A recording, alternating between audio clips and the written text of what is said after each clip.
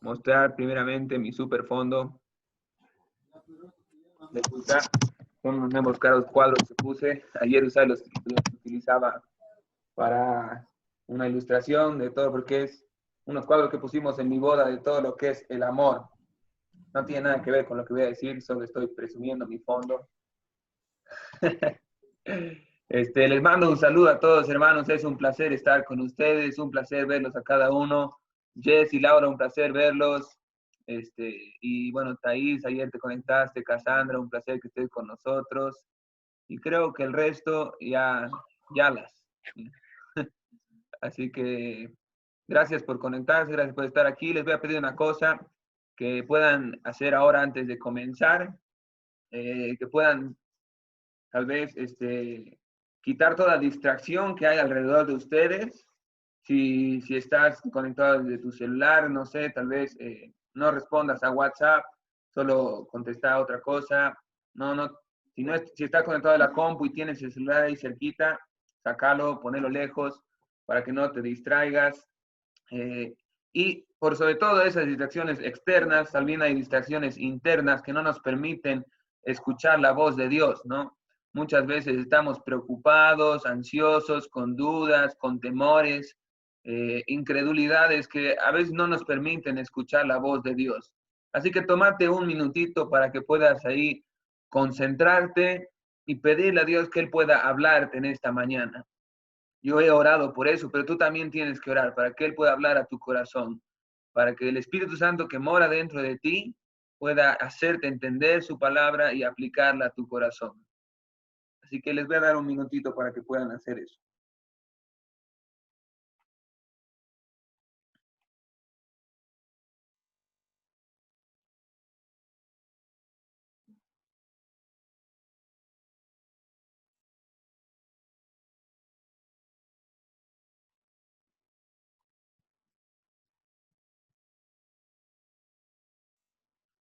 Bueno, oramos. Padre, muchas gracias por esta mañana que podemos juntarnos por medio de Zoom. Gracias porque podemos estar juntos, porque podemos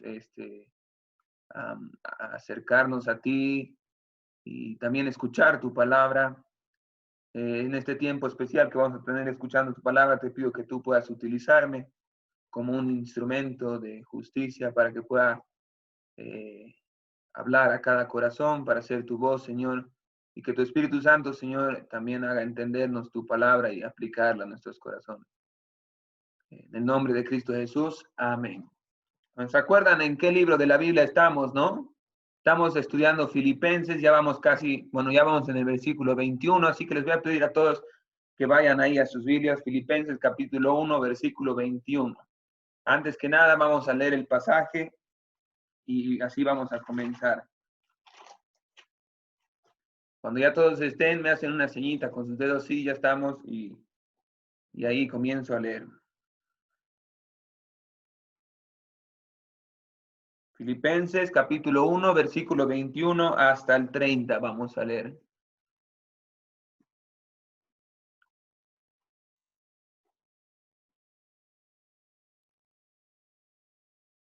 Bueno, voy a comenzar a leer. Dice así: porque para mí el vivir es Cristo y el morir es ganancia. Mas si el vivir en la carne resulta para mí en beneficio de la obra, no sé entonces qué escoger. Porque de ambas cosas estoy puesto en estrecho, teniendo deseo de partir y estar con Cristo, lo cual es muchísimo mejor, pero quedar en la carne es más necesario por causa de vosotros. Y confiando en esto, sé que quedaré, que aún permaneceré con todos vosotros, para vuestro provecho y gozo en la fe, para que abunde vuestra gloria de mí en Cristo Jesús, por mi presencia otra vez entre vosotros. Solamente que os comportéis como es digno del Evangelio de Cristo, para que o sea que vaya a veros o que esté ausente, oiga de vosotros que estáis firmes en un mismo espíritu, combatiendo unánimes por la fe del Evangelio, y en nada intimidados por los que se oponen, y para ellos ciertamente es indicio de perdición, mas para vosotros de salvación, y esto de Dios, porque a vosotros os es concedido, a causa de Cristo, no solo que creáis en él, sino también que padezcáis por él, teniendo el mismo conflicto que habéis visto en mí y ahora oís que hay en mí. Bueno, el versículo tal vez con el que hemos empezado la lectura es muy conocido por muchos de nosotros. De hecho, sé que es el favorito de algunas cuantas personas aquí. Ori, sé que es su favorito y tal vez hay alguno más cuyo versículo favorito es este. Para mí el vivir es Cristo y el morir es ganancia. Pero queremos saber bien qué significa esto. Mi papá hablaba que este es un versículo de enlace. Conecta lo que venía diciendo antes con lo que ahora va a decir. Entonces es un versículo que conecta las dos cosas. Entonces tenemos que entenderlo bien. No es solamente una frase cool, como en la película de Pablo. No sé quiénes han visto la película de Pablo, pero en un momento Pablo está charlando con Lucas y le dice Pablo a Lucas, porque para mí el vivir es Cristo y el morir es ganancia. Y Lucas dice, esa está buena, la voy a escribir. Y la escribe y es así como tenemos nosotros ese dicho. Pero no es solamente un buen dicho, es algo que Pablo expresaba como parte de él, era su sentir. Lo que estaba diciendo, para mí no hay cosa mejor en la vida que vivir para Cristo. Y si muero, gané todo posible. En esta vida, para mí lo mejor es vivir a Cristo. Y fuera de esta vida, lo mejor es estar con Cristo. Para mí morir es mejor. Pero ¿por qué dice esto? Tenemos que entender o recordar lo que mi papá estaba hablando hasta ahora. Bueno, lo que él ha estado diciendo ha hablado de un hombre que se llama Pablo, que llegó a un lugar que se llama Filipos y predicó el Evangelio de Jesucristo y estuvo con ellos y ahora él está en la cárcel y desde la cárcel él les escribe esta carta. Y vos ves que Pablo está súper gozoso, súper feliz. Y vos decís, ¿por qué si estás en la cárcel no estás cumpliendo ningún... No, estoy gozoso porque para mí esto está animando a que otros prediquen el Evangelio. Él tenía una motivación, que el Evangelio de Jesucristo pueda correr por todos lados. Y eso es genial. El hombre, vos empezás a admirar a este hombre. Entonces no es solo una frase para él, era su estilo de vida. En su estilo de vida, él vivía para Cristo, para que Cristo sea conocido. Y él lo dice, para mí, vivir es Cristo. Para mí estar vivo significa que Cristo es conocido y me gozo en eso, me gozo en eso. Ahora, él va a hablar de algo que nosotros vamos a ver esta mañana. Son, entonces, tres cosas que significan vivir para Cristo. No, muchas veces nosotros nos preguntamos o queremos tener este estilo de vida. Saben, yo estoy seguro que hay personas que impactan tu vida o han impactado tu vida de alguna manera. Como por ejemplo, vamos a ver primero unos personajes bíblicos. ¿A alguien de ustedes le impacta la vida de Moisés? Bueno, a mi esposa sí le impacta su vida. Moisés, un hombre con muchos temores, de hablar, de pararse frente al faraón, de volver a Egipto, de todo, es utilizado como un instrumento de parte de Dios para no solo sacar al pueblo de Egipto, no solo abrir el mar rojo, sino guiarlo 40 años en el desierto. Un hombre que confió en Dios, pero hacía todo lo que Dios le pedía, ¿no? A veces parecía imposible lo que Dios le pedía, pero él ponía eso. Un hombre de una fe extrema. También, ¿a alguno de ustedes le impacta la vida de Daniel? ¿Sí? Bueno, a mí también. Un hombre que con una convicción tremenda de quién era y no iba a cambiar quién era. También la vida de David nos asombra. Yo no me asombraba por esta parte, pero le pregunté a mi esposa, ¿qué personaje de la Biblia te impacta? Y me dice David. Y uno piensa, no, mató al gigante, un rey conforme al corazón de Dios. Y él me dice, me asombra porque era una persona emocional, una persona con muchos miedos, pero siempre confiaba en el Señor, a pesar de todas sus emociones. ¿Cómo sabemos eso? Y los salmos están llenos de capítulos donde David se está muriendo de miedo, de dudas, de temores, y termina diciendo, pero yo confío en el Señor. O admiramos también a Job, ¿verdad? Job creo que es una de las personas más admiradas por nosotros, que si pudiéramos escoger tener la fe, la perseverancia, la paciencia de alguien, definitivamente la de Job, la que queremos, ¿no? En la prueba más dura, o también nos asombra la vida de Pablo, ahora estamos viendo cómo él predicaba todo el tiempo a Cristo. También una vida, creo que la que más impacta para cada uno de nosotros es la vida de Jesús. A mí una de las cosas que más me están impactando acerca de Jesús es cómo él dependía de su Padre para todo lo que hacía. Se dormía tarde y a la mañana ya estaba orando. A veces ni siquiera dormía por pasarse la noche orando, porque tenía mucho que hacer y no iba a poder sin el poder de su Padre. Ahora, también hay personajes de la vida real que nos impactan. Por ejemplo, a mí, mi escritor favorito se llama Charles Swindoll. El otro día yo le estaba haciendo propaganda. Él escribe con una gracia, estaba hablando súper bien de él, pero me encanta cómo escribe. Y si algún día yo hago un libro, me gustaría parecerme un poquito a él, porque admiro bastante cómo escribe. O también admiro a algunos predicadores, tú tal vez admiras a algún predicador o qué sé yo, algún hermano en Cristo. También admiras tal vez algún misionero que conoces o has escuchado. Por ejemplo, no sé si han escuchado algunos de Hudson Taylor.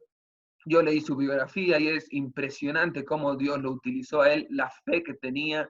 No sé si sabías, pero se le murieron como 8 hijos, creo, y él seguía yendo a China, seguía predicando el Evangelio, seguía confiado y convencido de que Dios quería que él sea un instrumento para China.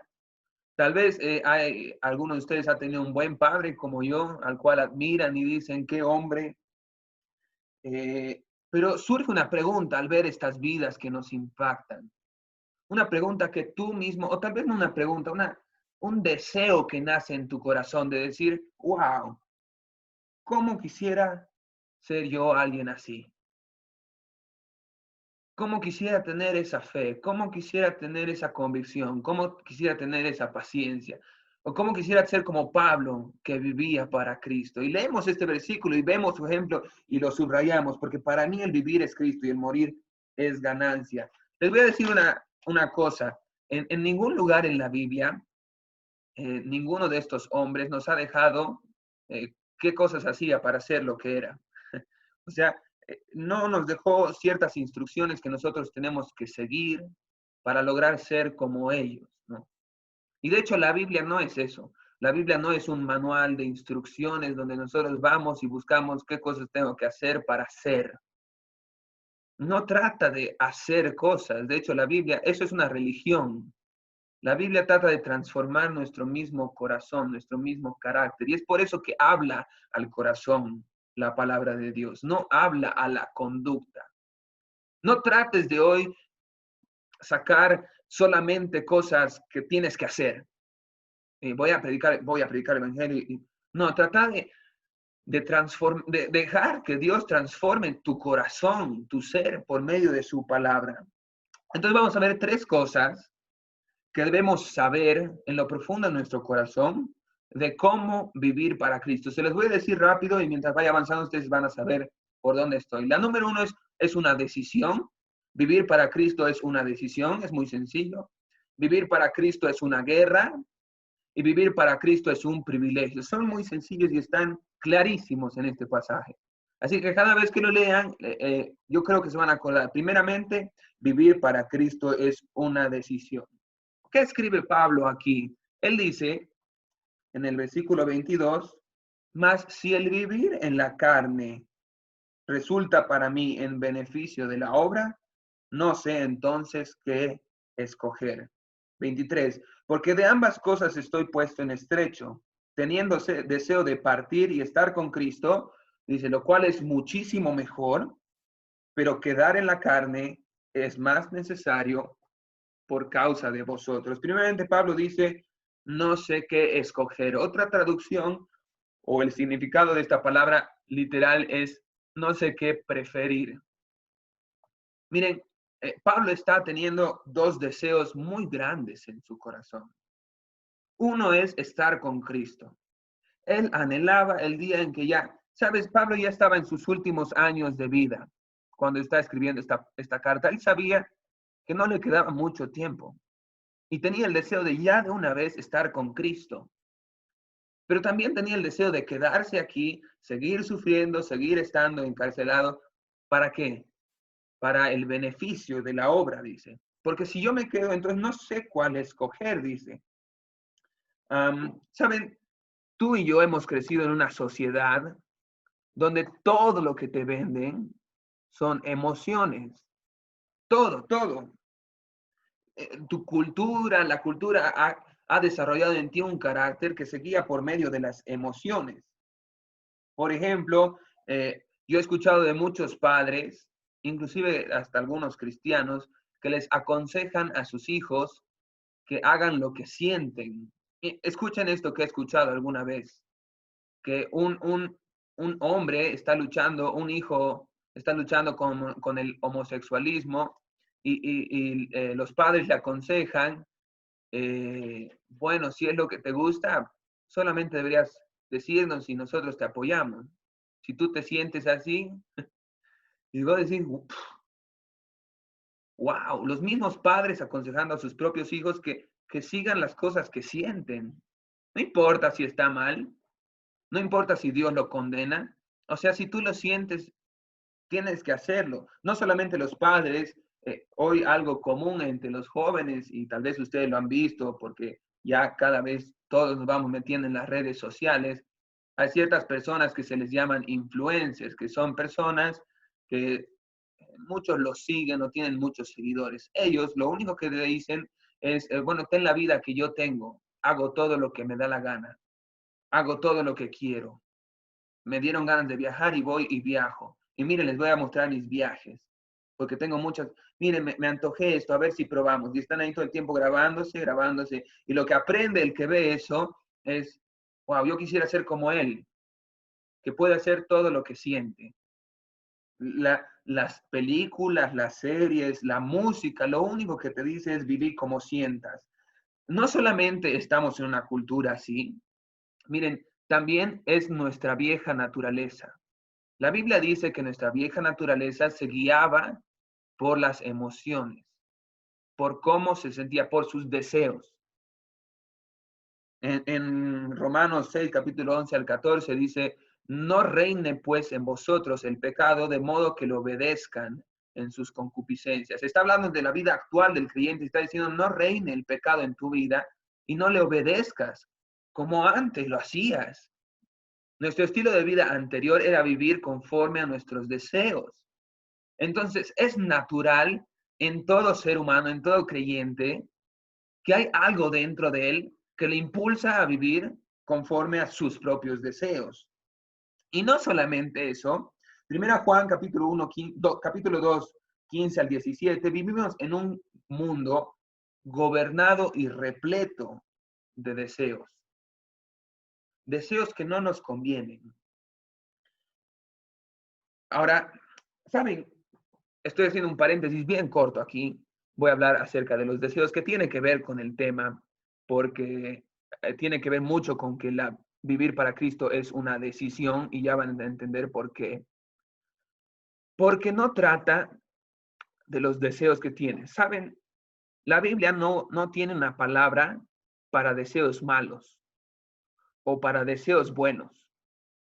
No existe una palabra que signifique deseos malos. Concupiscencia no significa deseos malos. Significa solamente deseos intensos.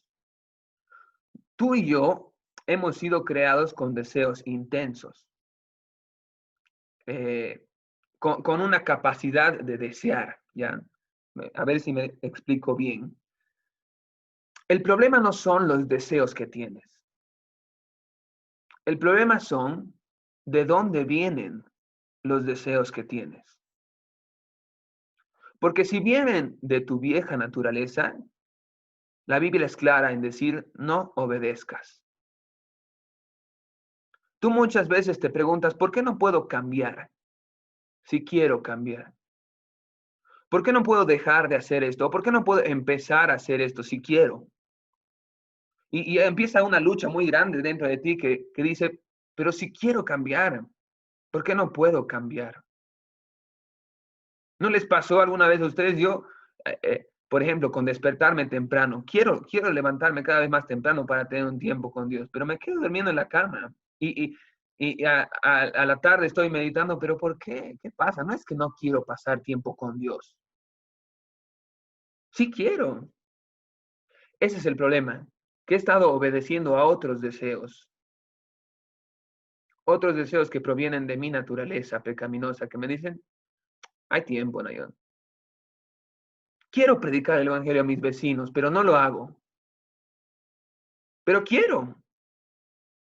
El problema es que estuve obedeciendo a esos deseos de no quedes avergonzado. No hagas el ridículo. No te humilles. No, no eres valiente. No lo hagas. Deseos que mi vieja naturaleza me grita y me dice, yo una vez y otra vez me doblego. Entonces aquí Pablo expliqué bien que no hay deseos malos y deseos buenos. Solamente hay deseos que convienen o deseos que no convienen. Entonces Pablo aquí está entre dos deseos. El deseo que tiene, dice, es estar, morir y estar con Cristo. Este deseo es más conveniente para él. Es mucho mejor para él. Y el otro deseo que tiene es seguir sirviendo a Dios con su cuerpo. Seguir en la vida viviendo para Cristo. Y este deseo es mejor para otros.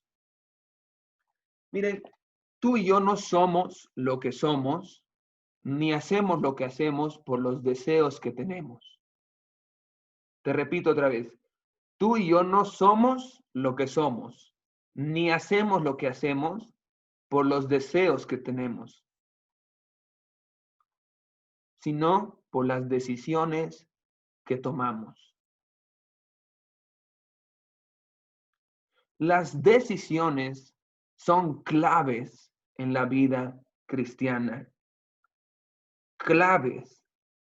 Marcan el resto de nuestra vida muchas decisiones que tomamos. Para ejemplificar esto acerca de las decisiones de personas que estuvieron así, teniendo dos deseos, tenemos, por ejemplo, a Esaú. Todos conocen la historia de Esaú, ¿verdad? Sí, háganme una señita si me están atendiendo. ¿Conocen la historia de Esaú? Sí. Bueno, Esaú era hermano de Jacob, hijo de Isaac, nieto de Abraham. Y este Esaú estaba pasando por algo, por hambre, dice en una ocasión, mucha hambre tenía, y justo su hermano estaba preparando un guiso de lentejas. Entonces llega y tiene un deseo intenso de ese plato de lentejas. Entonces Jacob le dice, te voy a cambiar la primogenitura. Si tú me das tu primogenitura, yo te doy un plato de lentejas. Era tan fuerte este deseo en Esaú que él le hizo caso. Hebreos capítulo 12, versículo 17, más adelante nos dice que Esaú siguió deseando la primogenitura. Dice que la deseaba con lágrimas. Lloraba por su primogenitura. Deseaba tanto tenerla, pero no pudo. ¿Por qué? Porque él tomó una decisión en un momento crucial en su vida que marcó el resto de su vida. También tenemos el ejemplo de Sansón, todos conocen, más conocido como Sonso. Mi mamá le dice semental a Sansón. Y tal vez está en lo correcto porque un semental solamente se guía por cómo se siente y por las ganas que tiene. Sansón, les voy a dar unas citas para que después las lean si quieren. Jueces 14, 1, 2, 16, 1 y 20 al 21. Es increíble la historia de Sansón, pero comienza, lo primero que Sansón habla en la Biblia, ¿saben qué es? Que vio a una mujer y la codició. Es lo primero que se dice de Sansón. Y no se dice una vez, se dice 3 veces, de 3 diferentes mujeres. Él tenía un problema con lo que veía, con sus ojos, con sus deseos, cómo dejaba dominarse por los deseos de sus ojos. ¿Saben? Él decidió vivir por medio de estos deseos, él decidió ser guiado por sus deseos y terminó siendo una burla. ¿Saben? Le sacaron los ojos, lo tenían amarrado y se hacían la burla de él. El instrumento que Dios podría haber utilizado para liberar a Israel terminó siendo la burla de los enemigos por las decisiones que tomó. También tenemos a David, el hombre conforme al corazón de Dios, que otra vez dice la Biblia en 2 Samuel 11:2, y vio a Betsabé que estaba bañándose. La palabra vio significa contemplar. Esto es ver, miren. Voy a mirar. Eso es ver. Contemplar es quedarse así. Quedarse mirando, dándole rienda suelta a los deseos de tu corazón. Ah, quiero, quiero, quiero. Él tomó la decisión de quedarse mirando. Algo que él no debía ver. Y eso codició. Codició y tomó. ¿Saben qué fue este pecado para David? La ruina de toda su vida. Él podría haber decidido no hacer caso a esos deseos que tenía, cerrar la ventana, no sé qué más hacer. Él podría haber decidido diferente, pero fue no solo la ruina de su imperio, también fue una ruina para su familia. Sufrió tanto la familia de David después de eso. O también tenemos a Acán. ¿Han escuchado de Acán? No está. Acán, solamente voy a mencionarlo, Josué 7:21. Acán dice, cuando le encuentran que él había pecado, le dice, es que vi y codicié y tomé. Vi, codicié y tomé. Y el pecado de Acán no solamente lo mató, sino que mató a 39 personas más de un pueblo completamente inocente.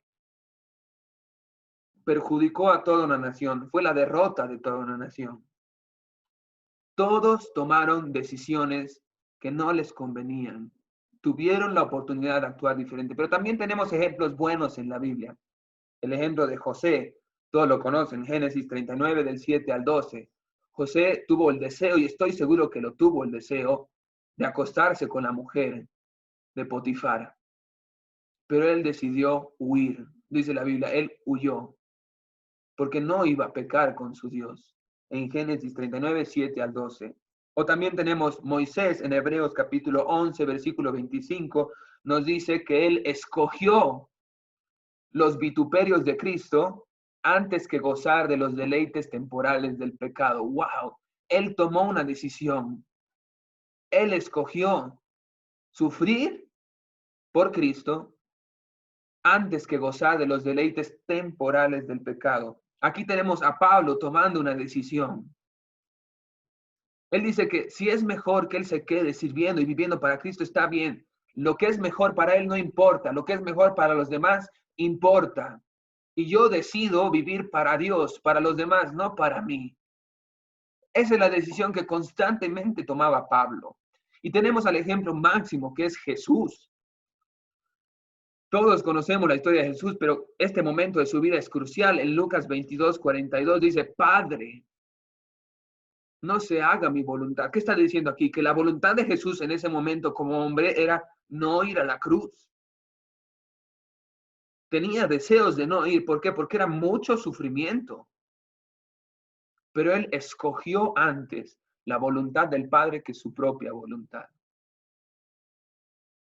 Y aquí Pablo nos va a decir claramente, no sé qué escoger, pero ¿cuál es la clave?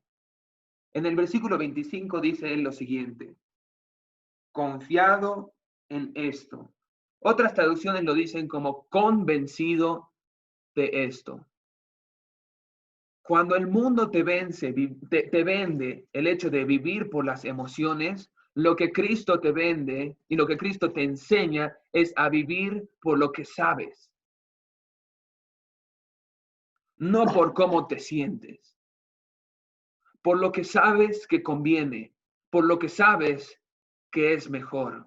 Y él dice, y confiado en esto o convencido de esto, sé lo que voy a hacer. Viste, tú y yo tenemos que aprender a tomar las decisiones correctas en el momento correcto porque sabemos qué es lo correcto. Hay un pasaje hermoso, no lo voy a leer todo. Jueces capítulo 5, versículo 15, solo lo menciono porque veo que muchos están anotando, después lo pueden buscar. Jueces 5:15, está hablando de una gran victoria que tuvo Israel, pero una de las razones por las que hubo esta gran victoria dice, hubieron grandes resoluciones de corazón.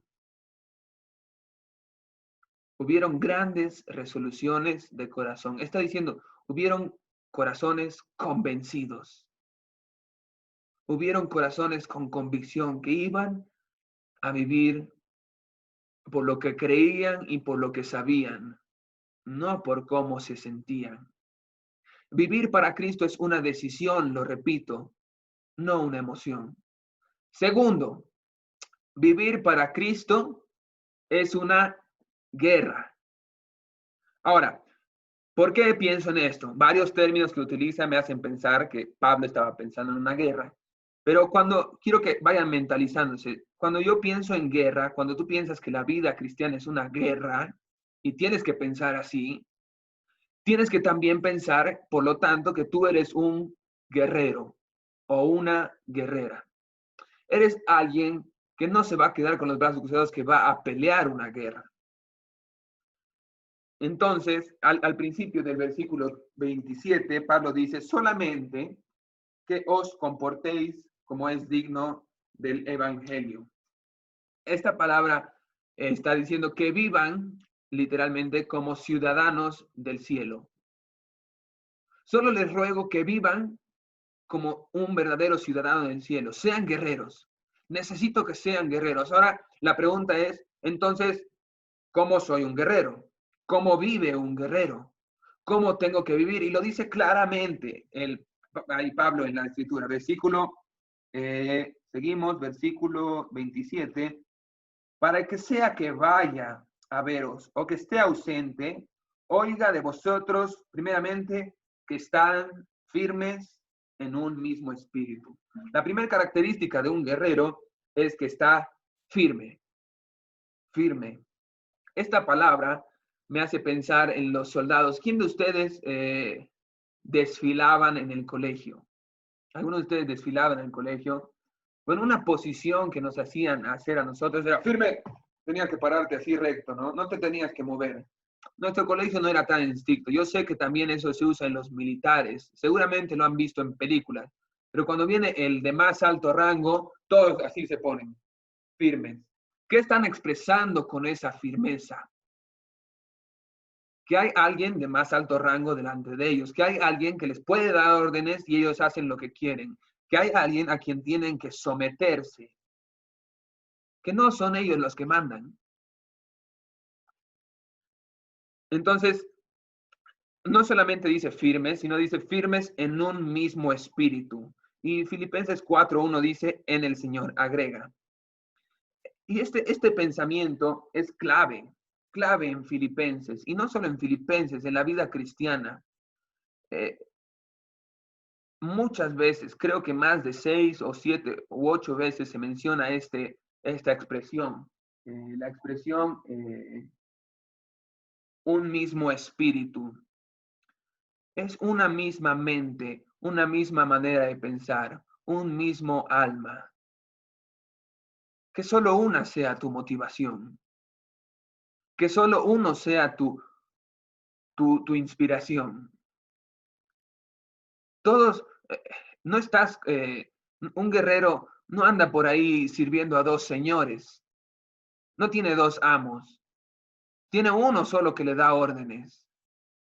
Tú y yo tenemos que tener la misma manera de pensar. Dice, quiero que estén firmes en un mismo espíritu. No dejen, no tambaleen, no retrocedan, no vuelvan atrás, firmes. Firmes y adelante. Hay una canción que dice, firmes en un mismo espíritu, en una misma mente, en una misma motivación. ¿Cuál es?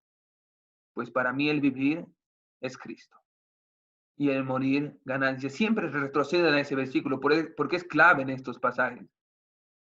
Para mí el vivir es Cristo y el morir ganancia. Firmes. Segunda característica dice, les quiero encontrar firmes en un mismo espíritu combatiendo unánimes por el Evangelio. Entonces, ¿cómo vive un soldado de Jesucristo? Vive firme, vive combatiendo, vive combatiendo. Esta semana estuve estudiando una palabra que fue genial, genial. ¿Qué utilizas tú para combatir? Para luchar en una guerra. Ahí creo que mi papá dijo armas, le leí los labios, ¿verdad? Armas. Bueno, exactamente, tú utilizas armas en una guerra. Hay un pasaje increíble, les animo que se lo anoten y después lo lean. Ya lo dije, pero es Romanos capítulo 6, versículos 11 al 14. Él está diciendo, ahí Pablo está diciendo algo genial. Les dice, no presenten sus miembros como instrumentos de iniquidad, sino presentaos vosotros mismos a Dios como vivos de entre los muertos y vuestros miembros a Dios como instrumentos de justicia. ¿Saben? Literalmente la palabra instrumentos aquí significa armas. Cuando yo leía esto fue genial. Ya lo dije 3 veces en esta semana, en 3 diferentes prédicas, pero necesito repetirlo porque es genial. Lo que está diciendo es que tú puedes ser un arma de iniquidad o puedes ser un arma de justicia. Puedes ser un arma en las manos de Satanás o puedes ser un arma en las manos de Dios. Puede ser un arma que destruye la obra de Dios, que no es, que más bien favorece la victoria que este mundo está teniendo sobre el pecado y sobre, eres un arma que favorece el pecado, que inclusive transmite esa forma de vivir, o puede ser un arma en las manos de Dios, que es un peligro para este mundo, que edifica la iglesia de Jesucristo, que quita esas almas que Satanás tiene cautivos. Entonces, no es que combate solamente con la espadita de la palabra de Dios. Sí es muy poderosa y es una super espada, pero tú, tu vida, tus miembros, dice, son el arma que debe ser presentado a Dios para que Él te utilice como quiere. O sea, tus miembros, está hablando de todo lo que pertenece a tu cuerpo, tu boca entonces que predique el evangelio, porque esa es una manera en la que el enemigo es destruido. Tus ojos que miren lo recto, que conozcan la palabra de Dios, tu mente que sea renovada cada vez por medio, hace nuevos tus pensamientos, nuevos con la palabra de Dios, tus pies que vayan a donde Dios te envíe, que le toquen la puerta al vecino, que entreguen tus manos, que entreguen folletos, que abracen, que muestren, que den amor. Está diciendo tu cuerpo, todo lo que es parte de tu cuerpo, presentarlo como un arma para Dios. Pero no solamente dice combatiendo, dice combatiendo unánimes. Literalmente significa combatiendo al lado de otro o combatiendo junto con. Lo que está diciendo esta parte es que tú y yo debemos vivir combatiendo juntos. Está diciendo que nadie puede vivir para Cristo solo. Nadie. No pienses que vas a cambiar el mundo solo, que vas a transformar tu vida solo, que vas a dejar esos pecados que no puedes solo. No, Dios te puso en un cuerpo, Dios te puso en un ejército, en una ciudad donde eres parte de otros muchos. Entonces tienes que aprender a juntar las fuerzas, a trabajar juntos, a juntar ideas, a esfuerzos, ponerlos todos juntos. Eso es lo que está diciendo. Tú y yo debemos aprender a vivir combatiendo, luchando, siendo armas, pero todos juntos. Eso es el cuerpo de Cristo. No trata de tú hacerlo solo y a tu manera. Y tercer característica es alguien valiente. Valiente. Dice versículo 28, y en nada intimidados por los que se oponen. Yo les voy a contar una experiencia un poco chistosa. Cuando yo estaba en cuarto de primaria, fui a un campamento a un lugar que se llama Quehuiña. Y tal vez alguno ya ha escuchado esta esta historia y Salem tal vez se acuerda.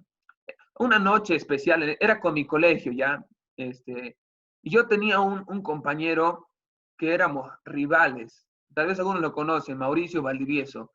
Era mi compañero, pero nos odiábamos a muerte.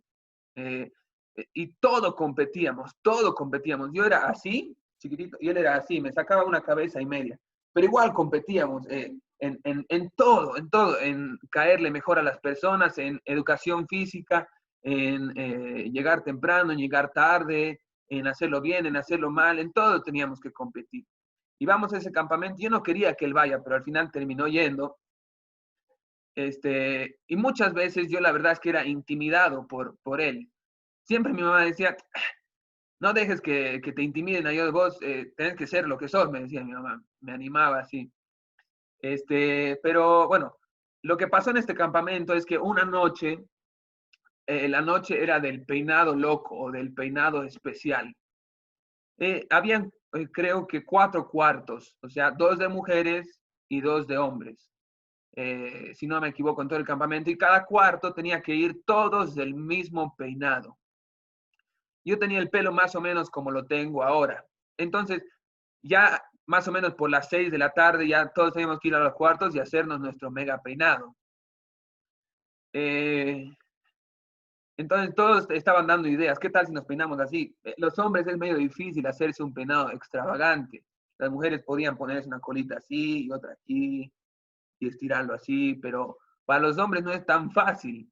Entonces yo fui y le pedí gel a un compañero mío y me puse el pelo así como soldado romano. ¿Sí? En el baño, me encerré y me lo puse todo como una escoba aquí.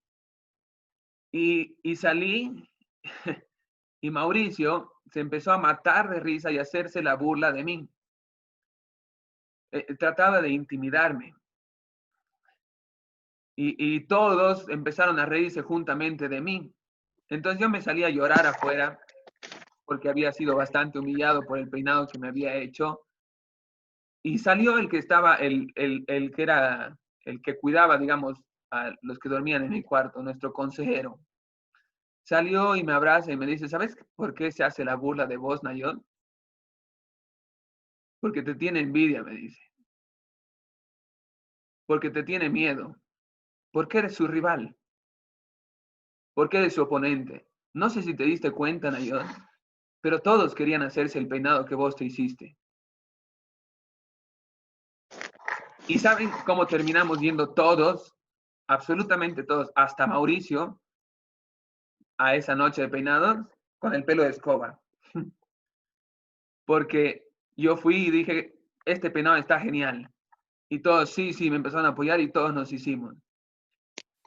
¿Qué tiene que ver esto con lo que estoy diciendo? Saben, este es un ejemplo tonto, pero en la vida cristiana tú y yo tenemos un oponente, tenemos un rival, tenemos alguien que constantemente se está tratando de oponerse a nosotros y, y descalificarnos de esta guerra, intimidarnos, la palabra que utiliza ahí, intimidarte, que quiere que te sientas que no vales, que no eres lo suficiente, que eres muy pecador, que no eres lo suficientemente valiente, que no vas a poder, que no te va a escuchar, que no, y tú vas y te sientas de afuera y, y te dejas intimidar.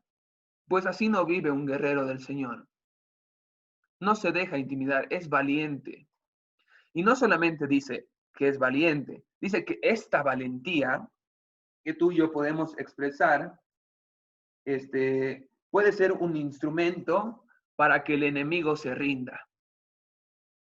Así como Mauricio terminó con mi peinado, muchos de las personas que se hacen la burla de lo que somos cristianos, de lo que predicamos, por tu valentía y coraje de vivir la vida cristiana como debe ser, pueden llegar a rendirse a los pies de Cristo. Eso es lo que está diciendo más adelante, porque para ellos es perdición, pero para ustedes es de salvación. Primera Pedro capítulo 2, versículo 12 dice algo parecido. Lo voy a buscar y lo voy a leer. Dice esto.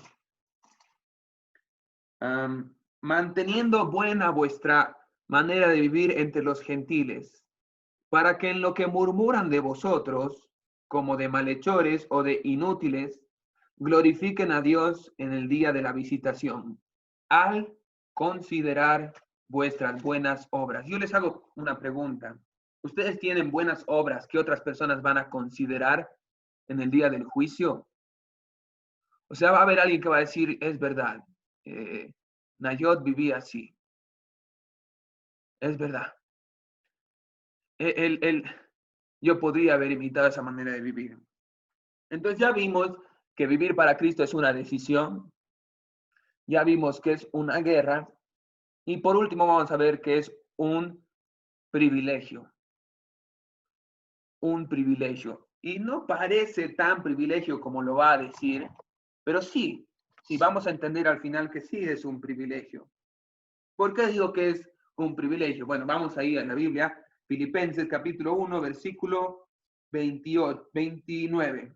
Dice, porque a vosotros os es concedido a causa de Cristo, no solo que creáis en Él, sino también que padezcáis por Él. El término que utiliza, os es concedido, se puede traducir, les es dado como favor o les es dado como un regalo.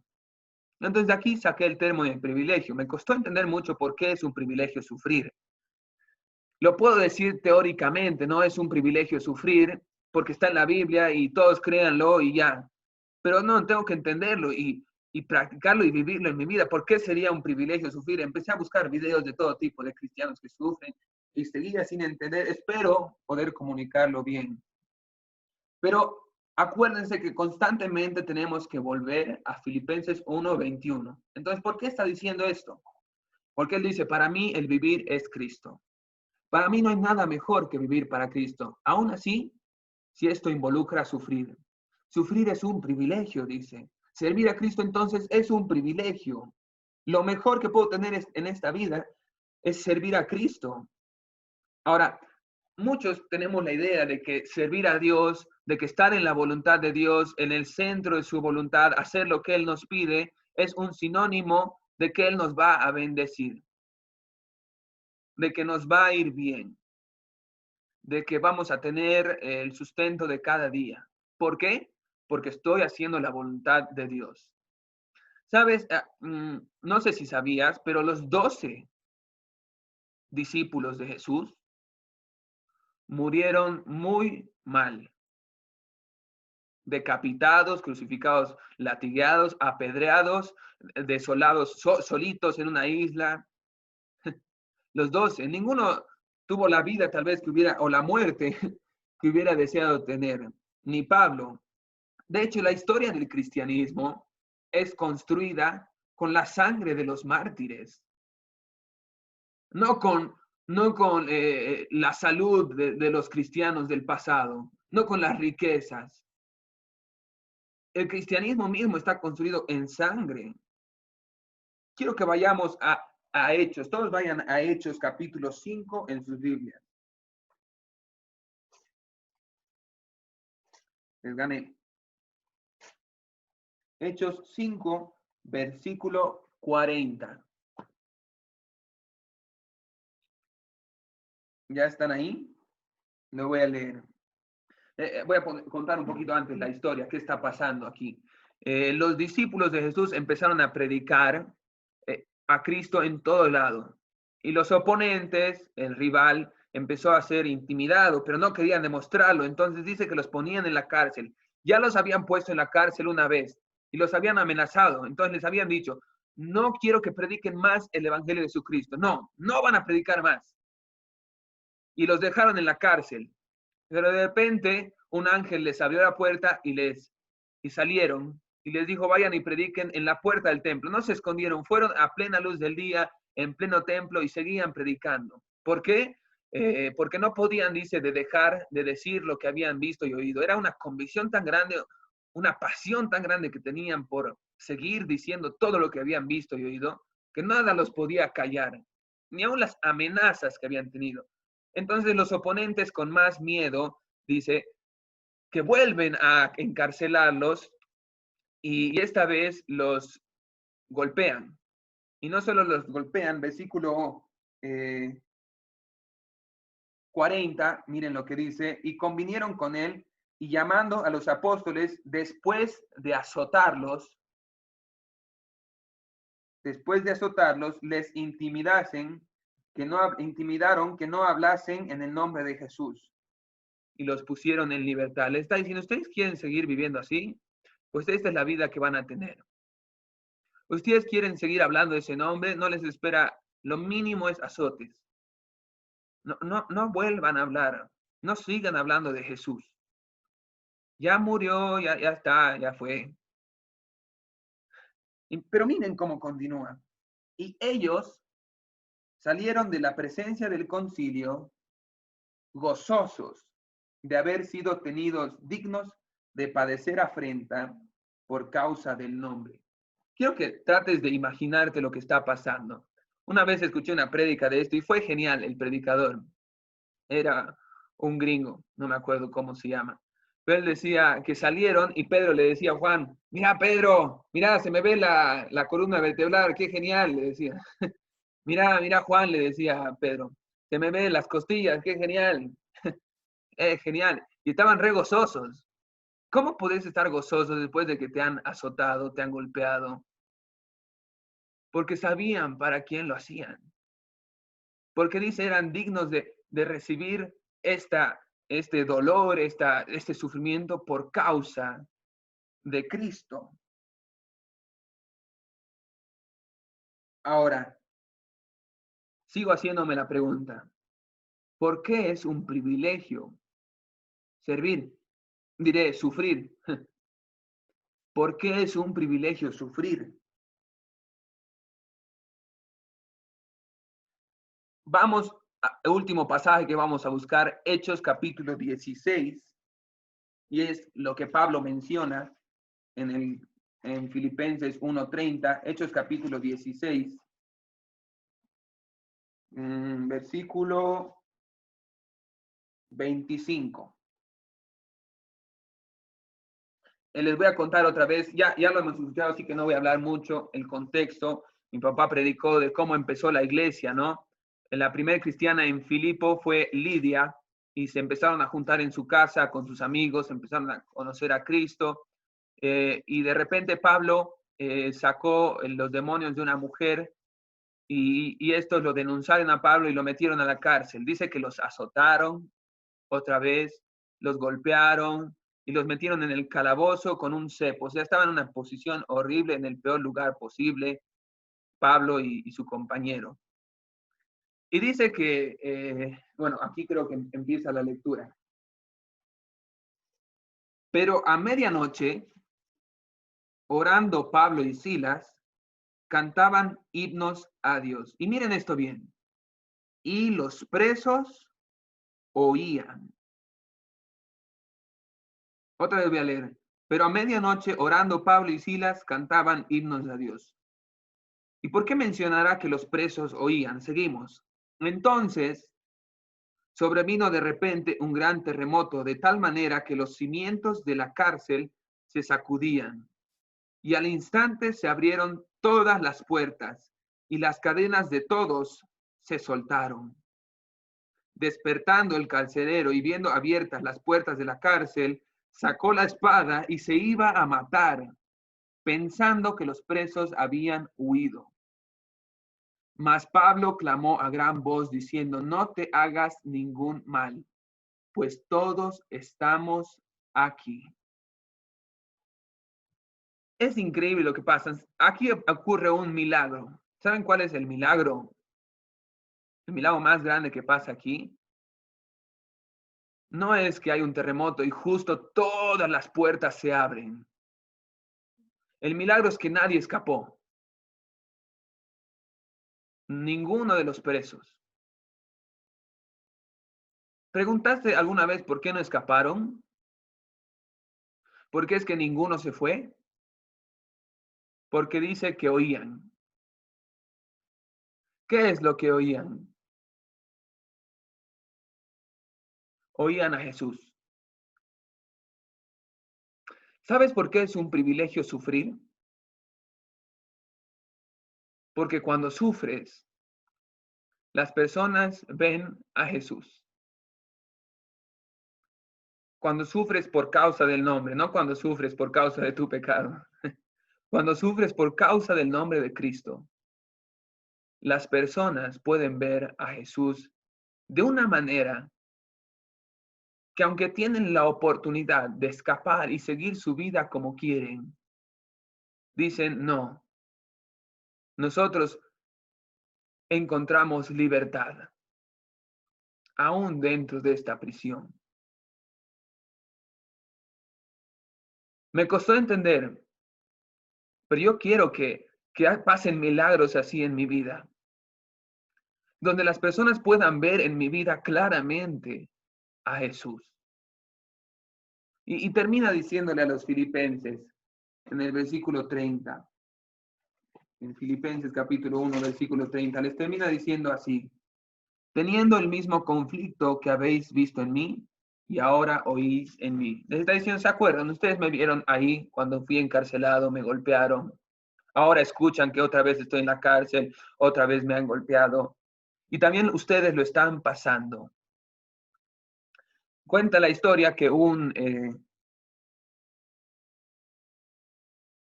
militar francés, ya veterano, ya antiguo, que ya había estado en muchas guerras, encuentra en el campo de guerra a un joven de 18 años que estaba temblando de miedo. Era un soldado renuevo. Estaba temblando de miedo. Y no sabía cómo inspirarlo, así que le agarra el hombro y le dice, ven, vamos a hacer algo bonito por Francia. Y lo que Pablo está haciendo aquí es algo parecido con los filipenses. Aún estamos en combate. La guerra no ha terminado. Y les dice, aún tenemos el privilegio de hacer algo que valga la pena por Cristo. Yo te animo a que agarres tus armas, tu boca, tus pies, tus manos, tus ojos, tu mente, tu sonrisa, tu corazón, y las pongas en disposición a Dios y le digas, aquí estoy. Quiero hacer algo que valga la pena por tu nombre. Recuerden, vivir para Cristo es una decisión, no es una emoción. No trata de cómo te sientes, tienes que decidir vivir para Cristo.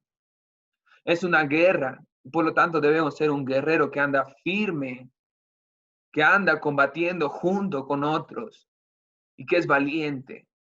Y también es un privilegio que otros puedan ver a Cristo en tu vida.